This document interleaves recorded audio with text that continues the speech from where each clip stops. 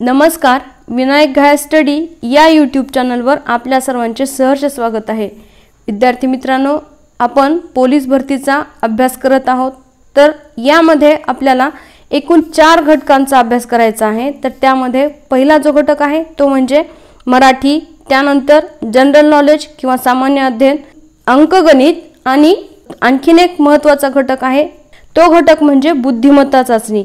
बुद्धिमत्ता चाचणी या घटकामध्ये आपल्याला वेगवेगळ्या प्रकारचे प्रश्न विचारले जातात। त्यामध्ये इंग्रजी वर्णमाला असेल, मराठी वर्णमाला असेल, अंकमालिका असेल, त्यानंतर दिशांवरील प्रश्न असतील, दिनदर्शिकेवरील प्रश्न असतील, असे वेगवेगळे प्रश्न आपल्याला या घटकांतर्गत विचारले जातात। तर आजच्या व्हिडिओमध्ये आपण पुणे शहर पोलीस आयुक्तालय पोलीस भरती 2021 ला जी प्रश्नपत्रिका झालेली होती, जी परीक्षा झालेली होती, तर त्यातील बुद्धिमत्ता या घटकावर जे प्रश्न आलेले आहेत तर त्यांचा अभ्यास करूया, जेणेकरून आपल्याला या घटकाचा अभ्यास कसा करायचा, कुठपर्यंत करायचा आणि कशा प्रकारच्या प्रश्नांची तयारी करायची या सगळ्या गोष्टींचा अंदाज येईल।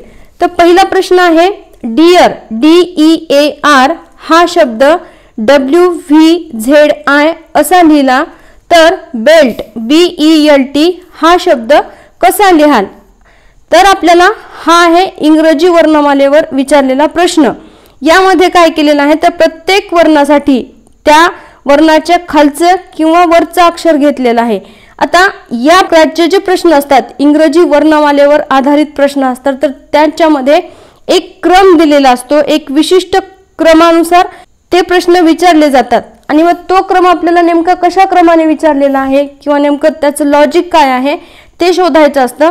तर त्यामध्ये आपल्याला महत्त्वाच्या गोष्टी कोणत्या कोणत्या आहेत तर त्यामध्ये आपल्याला इंग्रजी वर्णमाला माहित असणं गरजेचं आहे। त्यामध्ये असणारी 26 अक्षरं आणि कोणत्या अक्षराच्या नंतर कोणतं अक्षर येतं, त्याचबरोबर आपण त्यांच्या खाली त्यांना नंबर दिलेले असतात, ते नंबर्स माहित असणं गरजेचं आहे। म्हणजेच काय की आय हे 9 नंबरचं अक्षर आहे हे आपल्याला माहित असणं गरजेचं आहे। तर त्याचबरोबर आर ला 18वा क्रमांक आहे हे माहित असणं गरजेचं आहे।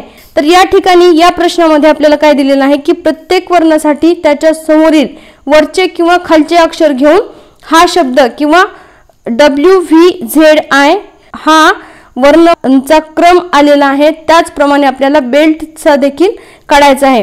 तर डिअर साठी WVZI कसा आलाय ते पाहूया। यामध्ये D साठी W, D च्या खालचा अक्षर W आहे, त्यामुळे D साठी W आलेला आहे। त्यानंतर E या अक्षरासाठी E च्या खालचा अक्षर V हे आहे, त्यामुळे E साठी V आलेला आहे। A च्या खाली Z आहे, त्यामुळे A साठी Z आलेला आहे। तर R च्या वर I आहे, त्यामुळे R साठी I हे अक्षर वापरलेलं आहे। मग तेच लॉजिक लावून बेल्ट या शब्दासाठी कोणती अक्षर येतील ते शोधायचं आहे। तर B साठी या ठिकाणी Y येईल। तर पर्याय क्रमांक A मध्ये सर्व A, B आणि D या ह्याच्यामध्ये पहिला अक्षर Yच दिलेला आहे। त्यानंतर E साठी काय येतं तर E साठी येतं V, मग पर्याय क्रमांक A मध्येच V दिलेला आहे, त्यामुळे पर्याय क्रमांक 1 आपल्या जवळ आहे उत्तराच्या। त्यानंतर L साठी आहे ते O आहे, इथे O आहे आणि T साठी G आहे, त्यामुळे YVOG म्हणजेच पर्याय क्रमांक A हे याचं योग्य उत्तर आहे। अशा प्रकारचे आपल्याला प्रश्न सोडवत असताना हे प्रश्न खूप सोपे असतात, फक्त थोडंसं लॉजिक आपण लावायला पाहिजे, त्या लॉजिकचा आपण थोडासा विचार केला तर हे प्रश्न आपल्या हातातले आहेत। त्यामुळे वर्णमालेचा आपण अभ्यास व्यवस्थित करणं या ठिकाणी खूप गरजेचं आहे। पुढचा प्रश्न पाहूया। विसंगत पर्याय ओळखा, मीटर, फूट, इंच, किलोग्राम आणि उत्तर आहे किलोग्राम। आता किलोग्राम हे विसंगत कसं होतं तर किलोग्राम हे वजन मोजण्याचे एकक आहे, तर उर्वरित अंतर मोजण्याची एकके आहेत। हाच प्रश्न आपल्याला विज्ञानामध्ये देखील विचारला जाऊ शकतो की खालीलपैकी कोणते अंतर मोजण्याचे एकक आहेत किंवा नाही, असा देखील आपल्याला प्रश्न विचारला जाऊ शकतो। त्यामध्ये आपल्याला हेच पर्याय दिले जाऊ शकतात आणि मग विसंगत घटक ओळखा असा देखील येऊ शकतो, पण हा विज्ञानाचा असला तरी सुद्धा हा बुद्धिमत्तामध्ये विचारलेला आहे। त्यानंतर जर GIRL बरोबर 7, 9, 18, 12 तर हिअर HEAR बरोबर प्रश्नचिन्ह आणि या ठिकाणी पर्याय दिलेले आहेत. आता मगाचा जो प्रश्न होता त्यामध्ये इंग्रजी वर्णमालेवर विचारलेला प्रश्न पहिला जो होता तर त्यामध्ये एका खालची एक अक्षर विचारली होती. तर या प्रश्नामध्ये आपल्याला त्यांचे क्रमांक विचारलेले आहेत. म्हणजे या ठिकाणी जी चा क्रमांक 7 आहे त्यामुळे इथे 7 दिलेला आहे. त्यानंतर आय चा क्रमांक 9 आहे त्यामुळे 9 दिलेला आहे. त्यानंतर आर चा क्रमांक 18 आहे आणि एल चा क्रमांक 12 आहे. म्हणून 7, 9, 18, 12 बरोबर गर्ल दिलेला आहे. तर त्याच पद्धतीने आपल्याला हिअर साठीचे अंक कोणते कोणते आहेत किंवा त्या अक्षरांचा क्रमांक कोणता आहे तो पाहायचा आहे. तर H बरोबर 8, त्यानंतर E बरोबर 5, A बरोबर 1 आणि R बरोबर 18. मग काय येतं तर 8, 5, 1 आणि 18 म्हणजे पर्याय क्रमांक D याचं योग्य उत्तर आहे. पुढचा प्रश्न ABA dash BCA dash AC dash CAB dash CBC या ठिकाणी आपल्याला रिकाम्या जागेमध्ये योग्य क्रमाने येणारी अक्षरे लिहायची आहेत. तर याचं उत्तर आहे पर्याय क्रमांक C. कसं ते पाहूया. तर ABA या 3 अक्षरांचा एक गट केलेला आहे. त्यानंतर CBC हा 3 अक्षरांचा गट केलेला आहे. ABA CBC ABA CBC अशा प्रकारे अक्षरांचे 3 अक्षरांचे गट केलेले आहेत. त्यामुळे रिकाम्या जागेमध्ये CBBA ही अक्षरे ठेवली की ही सिरीज पूर्ण होते. पुढचा प्रश्न BOMBAY म्हणजेच बॉम्बे बरोबर CPN CBZ तर पुन्हा POONA बरोबर प्रश्नचिन्ह. या ठिकाणी B च्या पुढचा अक्षर C घेतलेला आहे. O च्या पुढचा अक्षर P घेतलेला आहे. M च्या पुढचा अक्षर N घेतलेला आहे. B च्या पुढचा अक्षर C घेतलेला आहे. A च्या पुढचा अक्षर B आणि Y च्या पुढचा अक्षर Z घेतलेला आहे. तर प्रत्येक वर्णासाठी त्याच्या पुढचं अक्षर घेतलेला आहे. म्हणून पुन्हासाठी काय येईल मग P साठी येईल P च्या नंतरचं अक्षर Q. त्यानंतर O साठी O च्या नंतरचं अक्षर P म्हणून 2 वेळेस P. त्यानंतर N साठी O आणि A साठी B. अशा प्रकारे इंग्रजी वर्णमालेवरच आपण 3 वेगवेगळे प्रश्न पाहिलेले आहेत. त्यानंतर हा चौथा प्रश्न देखील इंग्रजी वर्णमालेवरच आधारित आहे. फक्त तो अक्षरांच्या क्रमांचा आहे. म्हणजे एकाच प्रश्नपत्रिकेमध्ये आपल्याला 3 प्रकारचे इंग्रजी वर्णमालेवरीलच वेगवेगळे प्रश्न पाहायला मिळालेले आहेत. पुढचा प्रश्न पाहूया. गटात न बसणारी बाब किंवा विसंगत गट ओळखा आणि पर्याय आहेत होमी भाभा, जगदीशचंद्र बोस, सुभाषचंद्र बोस, विक्रम साराभाई आणि याचं योग्य उत्तर आहे सुभाषचंद्र बोस. सुभाषचंद्र बोस हे थोर स्वातंत्र्य सेनानी व राजकीय क्षेत्रातील व्यक्ती आहेत. तर उर्वरित 3 थोर भारतीय शास्त्रज्ञ आहेत. त्यामुळे पर्याय क्रमांक C हे याचं योग्य उत्तर आहे. पुढचा प्रश्न हा अंकमालिकेवर आधारित आहे. यामध्ये 2, 10, 30, 68, 130, 222 आणि प्रश्नचिन्ह दिलेलं आहे आणि पर्याय दिलेले आहे 326, 333, 343, 350 आणि याचं योग्य उत्तर आहे 350. कसं ते पाहूया. तर या ठिकाणी काय केलेलं आहे की संख्या 1, 2, 3, 4, 5, 6 ज्या संख्या आहेत तर त्या संख्यांचा घन अधिक तीच संख्या बरोबर आलेल्या या संख्या आहेत. मग या ठिकाणी 1 चा घन काय आहे तर 1 चा घन 1 अधिक 1 बरोबर 2 आलेला आहे. म्हणजे पहिली संख्या 2 आलेली आहे. त्यानंतर ही 10 कशी आलेली आहे तर 2 चा घन 8 होतो. त्यामध्ये 2 मिसळले बरोबर झाले 10. 3 चा घन 27 अधिक 3 बरोबर 30. 4 चा घन 64 अधिक 4 बरोबर 68. त्यानंतर 5 चा घन 125 अधिक 5 बरोबर 130. 6 चा घन 216 अधिक 6 बरोबर 222. तर 7 चा घन काय मग 7 चा घन आहे 343 प्लस 7 बरोबर 350 हे या ठिकाणी उत्तर आलेलं आहे. असे अंकमालिकेवर चा अभ्यास करत असताना आपल्याला त्यावरती प्रश्न कसे येतात तर त्यामध्ये मूळ संख्या असतील, त्यानंतर वर्ग संख्या, समसंख्यांचा फरक, विषम संख्यांचा फरक, त्याचबरोबर एका विशिष्ट संख्येचा फरक म्हणजे दोन संख्यांमध्ये 10चा फरक असेल, 5चा फरक असेल, 7चा फरक असेल, अशा विशिष्ट संख्यांचा फरक या दोन संख्या मालिकांमध्ये किंवा दोन संख्यांमध्ये दिलेला असतो आणि त्याच क्रमाने ती संख्या मालिका पूर्ण होत असते। त्यामुळे आपल्याला जास्तीत जास्त वर्गपाठ असणं, घनपाठ असणे, त्यानंतर मूळ संख्या किती आहेत, त्या कोणत्या आहेत, समसंख्या म्हणजे काय, विषम संख्या म्हणजे काय हे माहीत असणं या प्रकारच्या बुद्धिमत्ता चाचणीच्या प्रश्नांसाठी आवश्यक आहे। पुढचा प्रश्न पाहूया।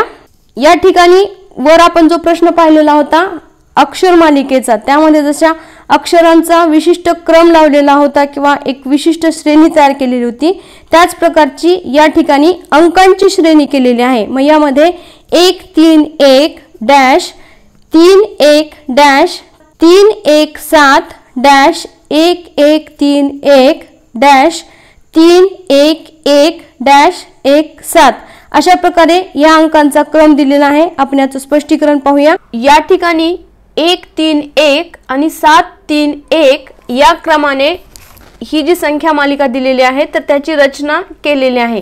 मग यामध्ये आपण 3 3 चे गट पाडलेले आहेत। त्यामध्ये 1 3 1 7 3 1 1 3 1 7 3 1 1 3 1 7 3 1 असे गट दिलेले आहेत आणि त्यामुळेच ज्या रिकाम्या जागा आपल्याला दिलेल्या आहेत तर त्या रिकाम्या जागांमध्ये 7 1 3 7 3 हे अंक येतात। त्यामुळे पर्याय क्रमांक सी याचं योग्य उत्तर आहे।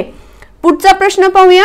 324 कंसात 18 288 240 22 196 560 प्रश्नचिन्ह 416 असे देखील आपल्याला प्रश्न विचारले जातात, ज्यामध्ये आपल्याला या दोन संख्यांचा या कंसातल्या संख्येशी काहीतरी संबंध असतो आणि त्यावर आधारित हे आपल्याला उदाहरणं दिलेली असतात किंवा हे बुद्धिमत्ता चाचणीवरील प्रश्न विचारलेले असतात। आता यामध्ये काय लॉजिक आहे ते पाहूया। तर 324 - 288 बरोबर 36। आता या ठिकाणी मधली संख्या किती दिलेली आहे 18, तर 36 भागिले 2 बरोबर 18 म्हणजेच काय केलेलं आहे, ज्या शेवटच्या दोन संख्या आहेत त्यातील मोठ्या संख्येतून छोटी संख्या वजा केलेली आहे आणि आलेल्या उत्तराला भागिले 2 केलेला आहे आणि त्यामुळे जे उत्तर येईल ते या कंसामध्ये लिहिलेलं आहे।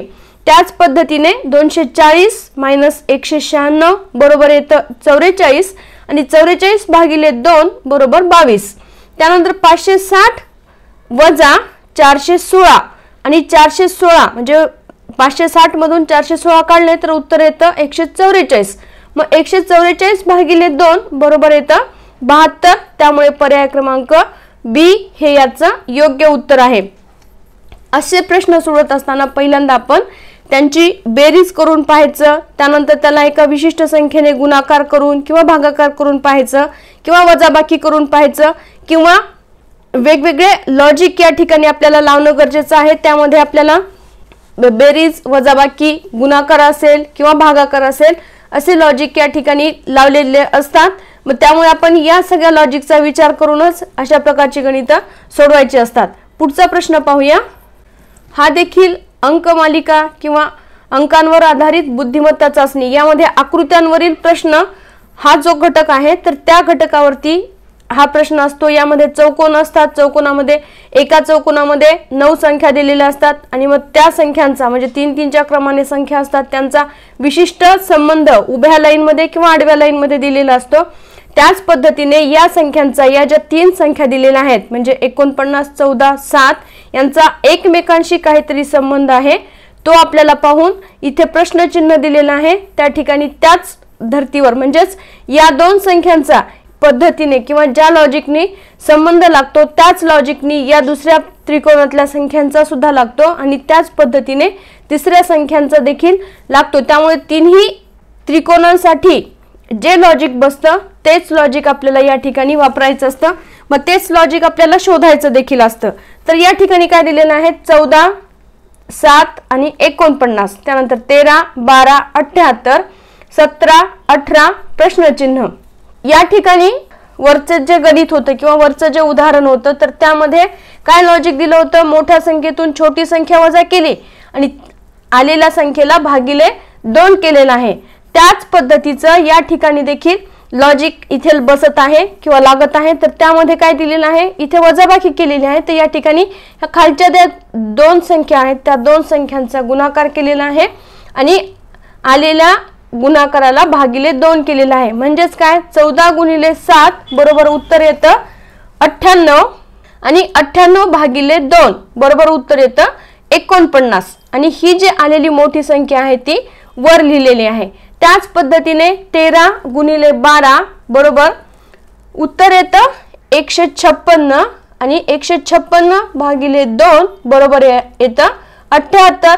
मग याच लॉजिक नुसार आपल्याला 17 गुणिले 18 या दोघांचा गुणाकार करायचा आहे आणि मग तो येतो 306 आणि भागिले 2 बरोबर उत्तर येतं 153। म्हणून पर्याय क्रमांक 3 हे याचं योग्य उत्तर आहे। याला थोडासा वेळ लागतो, परंतु आपल्याला लॉजिकच्या माध्यमातून किंवा तिन्ही संख्यांचा, तिन्ही त्रिकोणांचा असतील किंवा आकृत्याच्या दिलेल्या असतात, त्रिकोण असेल, चौकोन असेल किंवा एकाच चौकोनामध्ये पण एका विशिष्ट लॉजिक नुसारच त्यांची मांडणी केलेली असते, ते लॉजिक शोधणं आपल्याला या प्रकारच्या प्रश्नांसाठी खूप गरजेचं आहे। आणि मग या असे प्रश्न सोडवण्यासाठी आपल्याला प्रॅक्टिस करणं जास्त गरजेचं आहे। म्हणजे जेवढे प्रश्न जास्तीत जास्त प्रश्न आपल्या नजरेखालून जातील किंवा आपल्या हाताखालून जातील, जेवढे जास्त आपण प्रश्न सोडवू तेवढे त्या पद्धतीने विचार करण्याची आपल्याला सवय लागते, त्या लॉजिकने आपल्याला विचार करायची सवय लागते आणि मग परीक्षेमध्ये येणारे प्रश्न आपल्याला सोडवायला सोपी जातात। पुढचा प्रश्न पाहूया। या ठिकाणी प्रश्न दिलेला आहे, खालील माहितीच्या आधारावर प्रश्न क्रमांक 11 ते 13 या प्रश्नांचे उत्तर द्यावे। म्हणजे आपल्याला एक माहिती दिलेली आहे आणि त्या माहितीवर आपल्याला 3 प्रश्न विचारलेले आहेत। त्यामुळे आपण पहिल्यांदाच माहिती काय दिलेली आहे आणि त्या माहितीचं विश्लेषण करून घेणं, त्याचा योग्य अभ्यास करून घेणं गरजेचं आहे आणि त्यानंतर मग सर्व प्रश्न आपल्याला सोडवायला मदत होणार आहे। तर यामध्ये प्रश्न वाचूयात आपण। 8 मित्र अष्टकोनात बसले असून विजयच्या डावीकडे तिसरा अमोल व अमोलच्या उजवीकडे दुसरा रहीम आहे।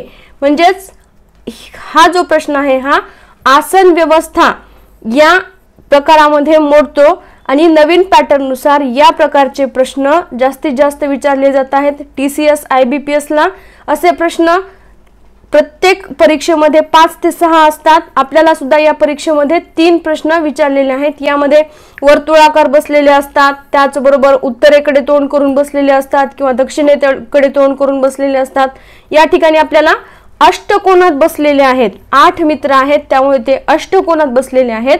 आणि मग हे प्रश्न सोडवत असताना आपल्याला काय करायचं आहे, पहिल्यांदा ही जी माहिती दिलेली आहे त्या माहितीच्या आधारे एक आकृती काढायची आणि आकृतीनुसार त्यांचं स्थान निश्चित करून घ्यायचं आणि मग प्रश्न विचारलेले आहेत त्या प्रश्नांचं आपल्याला उत्तर द्यायला नंतर सोपं जातं।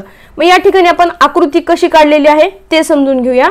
8 मित्र अष्टकोनात बसले असून विजयच्या डावीकडे तिसरा अमोल आहे। अष्टकोनात बसलेले आहेत, आता त्यांचं तोंड कोणीकडे दिलेले आहे ते सांगितले नाही, पण सर्वसाधारणपणे अशा प्रश्नांमध्ये हे वर्तुळाकार किंवा आतमधील दिशेने एकमेकांकडे तोंड करून बसलेले असतात। त्यामुळे विजय, आपल्याला विजयचं स्थान दिलेलं आहे, मग आपण हा इथे विजय निश्चित केलेला आहे। सुरुवातीला विजय दिलेला आहे त्यामुळे आपल्याला विजयचं स्थान निश्चित करायला अवघड जाणार नाही। मग आता त्यानंतर विजयच्या डावीकडे तिसरा अमोल आहे। आता विजय इथे बसलेला आहे त्यामुळे त्याचं तोंड इकडे असणार आणि त्याचा डावा हात या ठिकाणी असणार। मग विजयच्या डावीकडे तिसरा 1, 2 आणि 3, तिसरा हा अमोल आहे।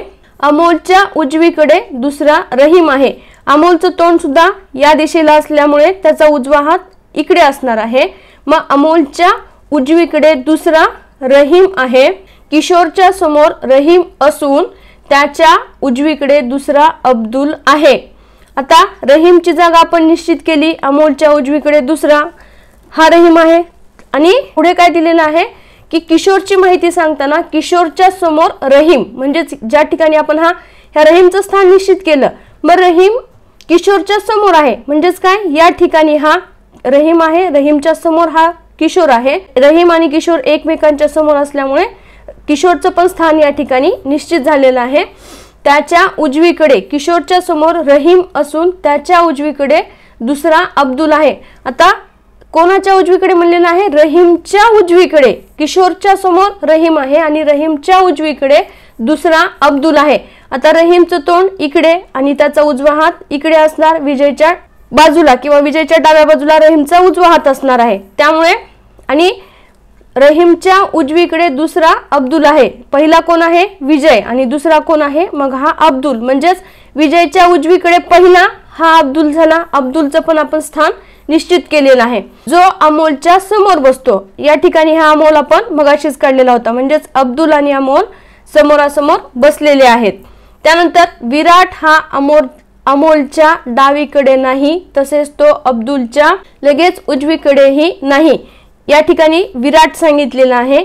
विजयच्या समोर निखिल असून उरलेला एका जागेवर संदीप आहे. या ठिकाणी विजयच्या समोर कोण सांगितलेला आहे?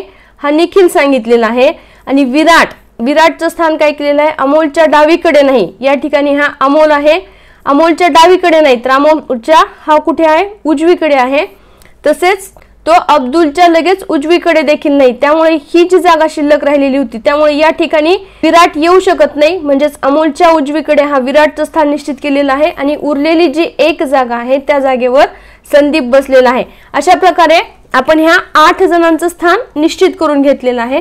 त्यावर आधारित प्रश्न काय काय विचारलेले आहेत ते पाहूया.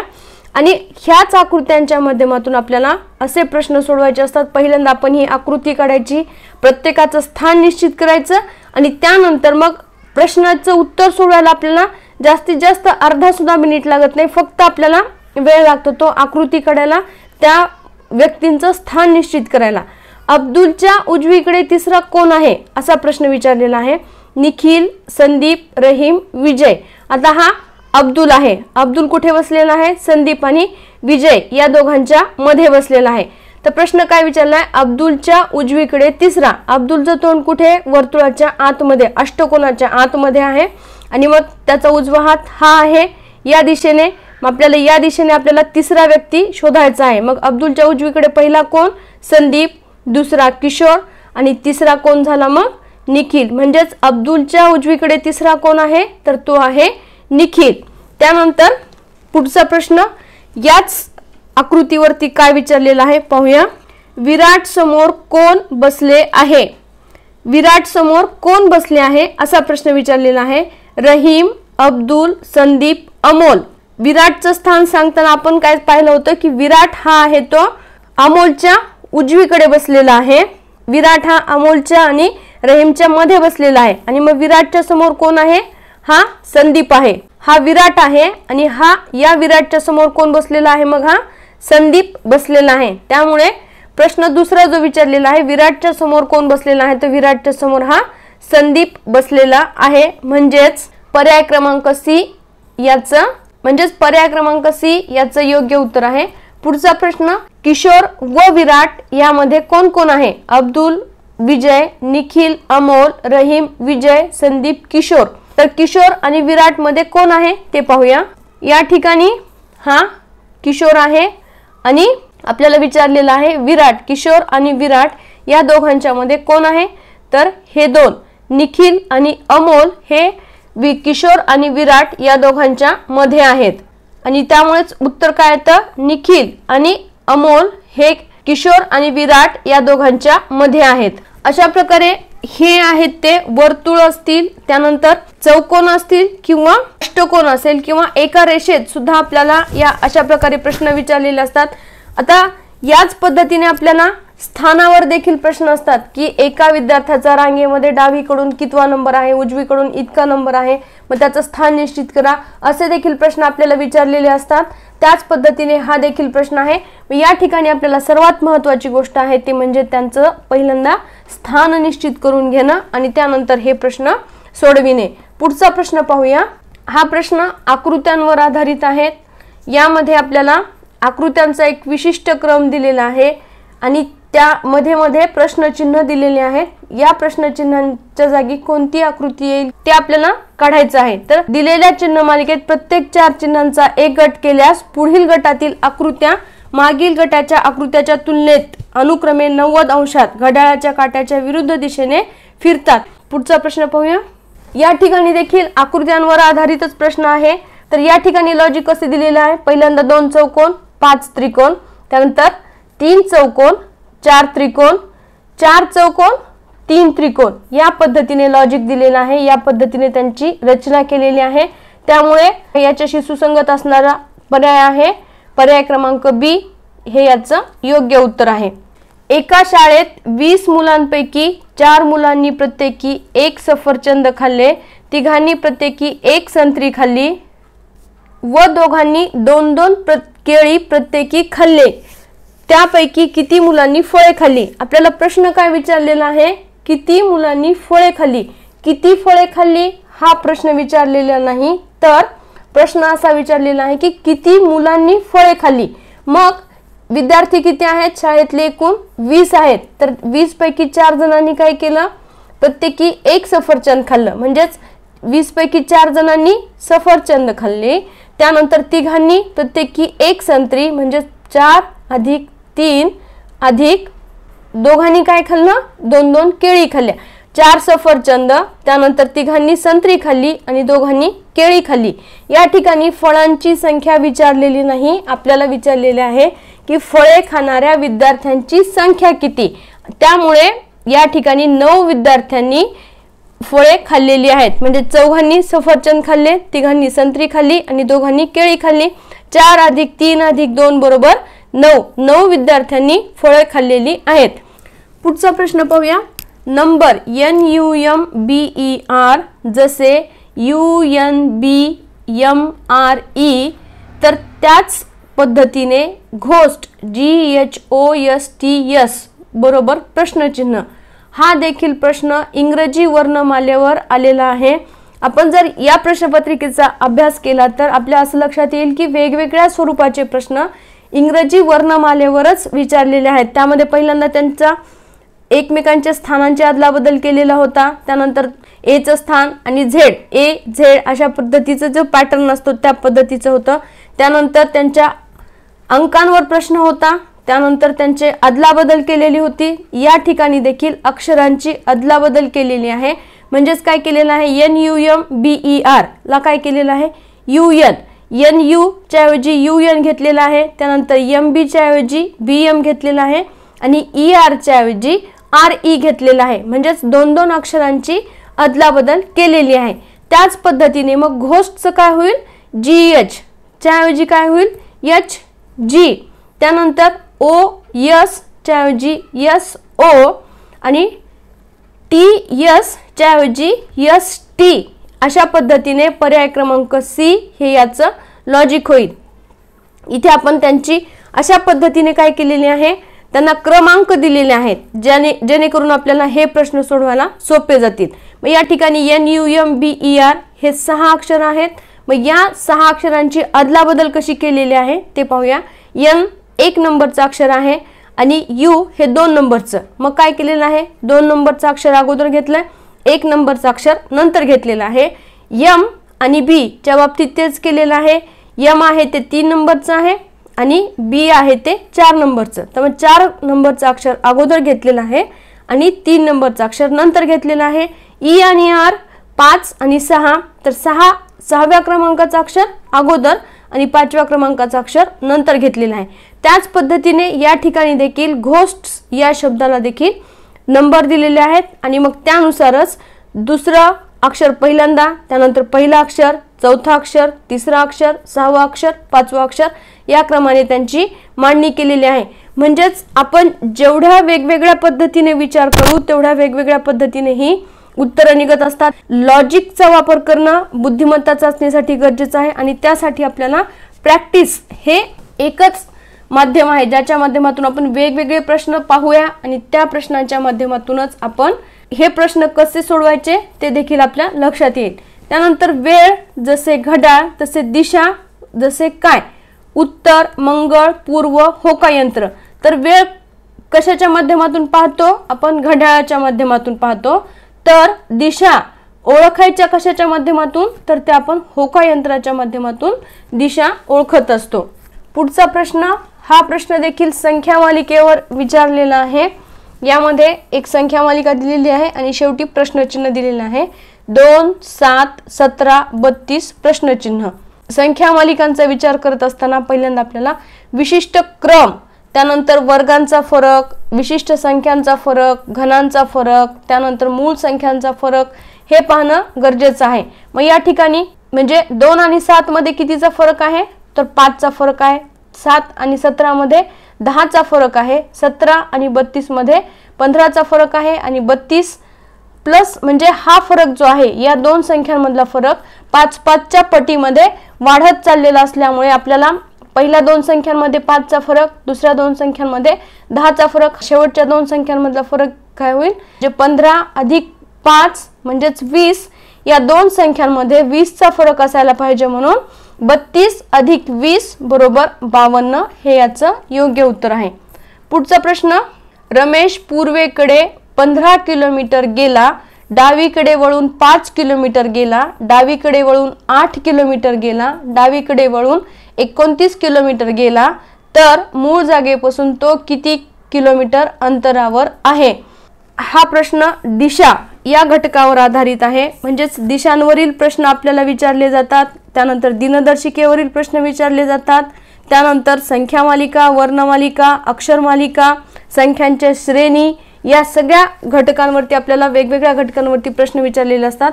मग हा प्रश्न सोडवत असताना दिशांवर आधारित हा जो प्रश्न आहे हा सोडवत असताना आपल्याला दिशांची माहिती असणं गरजेचं आहे। त्यामुळे ही जी दिशांची आकृती आहे ही माहित असणं गरजेचे आहे। ही आपल्या उजव्या हाताची दिशा पूर्व, त्यानंतर ही आहे ही पश्चिम, ही दक्षिण आणि ही उत्तर दिशा, आणि त्याच पद्धतीने आग्नेय, नैऋत्य, वायव्य, ईशान्य या दिशा असतात। ह्या दिशा आपल्याला माहित असणं गरजेचं आहे। मग आपल्याला ही आकृती आपण काढून आपल्या लक्षात ठेवणं गरजेचं आहे। मग पहिल्यांदा काय दिलेलं आहे, रमेश पूर्वेकडे 15 किलोमीटर, ही दिशा आहे पूर्व दिशा, मग हा पूर्वेकडे 15 किलोमीटर इथे दिलेला आहे 15 किलोमीटर गेला। त्यानंतर डावीकडे वळून, आता त्याचं तोंड या दिशेला असल्यामुळे त्याची डाव्या हाताची दिशा उत्तर असणार आहे, म्हणून तो डावीकडे वळून 5 किलोमीटर गेला, हा 5 किलोमीटर गेला। त्यानंतर पुन्हा आता याचं तोंड उत्तरेकडे आहे, म्हणजेच त्याच्या उजव्या हाताची दिशा पूर्व, आणि आपल्याला काय सांगितले, तो डावीकडे वळला, म्हणून त्याच्या डाव्या हाताची दिशा असेल पश्चिम। डावीकडे वळून तो 8 किलोमीटर गेला, त्यानंतर पुन्हा डावीकडे वळला।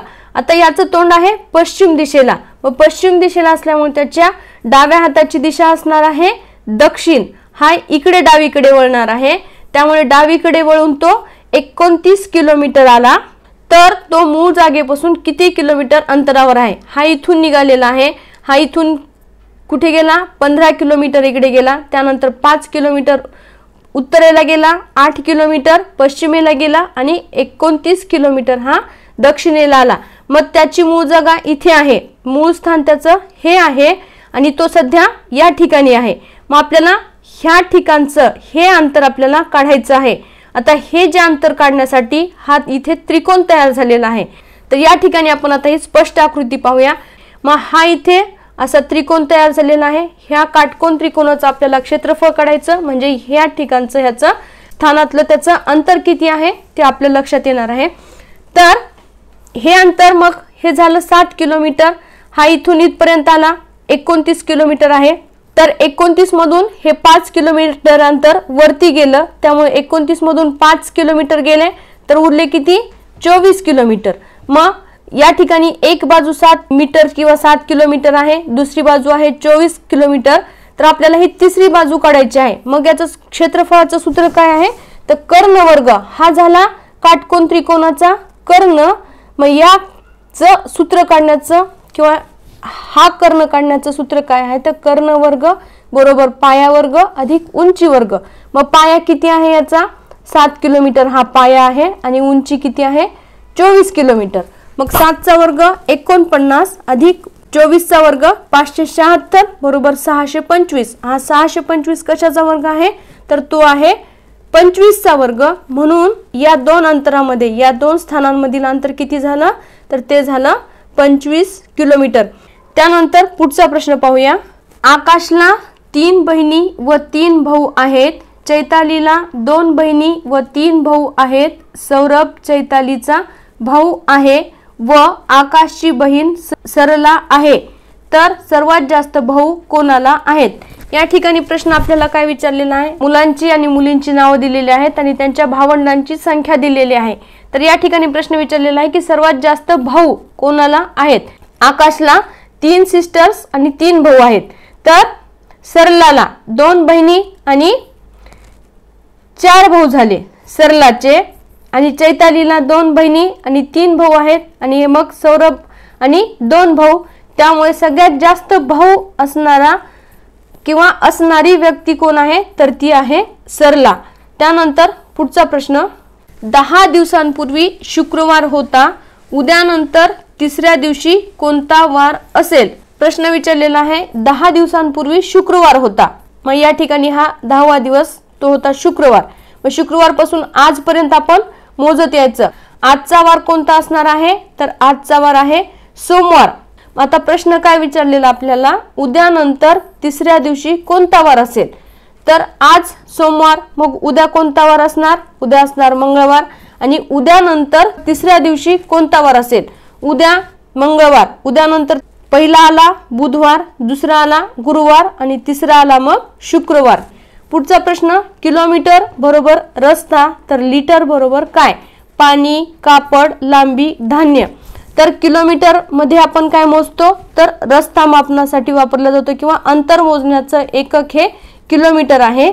तर लिटर जे आहे तर ते जे द्रव पदार्थ आहेत तर ते द्रव पदार्थ मोजण्याचं एकक हे लिटर आहे। त्यामुळे या ठिकाणी पाणी मोजण्यासाठी आपण लिटर याचा वापर करतो, त्यामुळे लिटर बरोबर पाणी।